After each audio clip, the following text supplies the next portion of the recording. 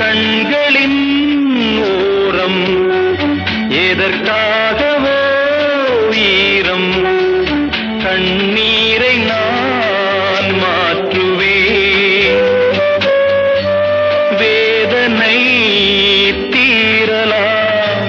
வெறும்ப நீ விலகலாம் வெண்மேகமே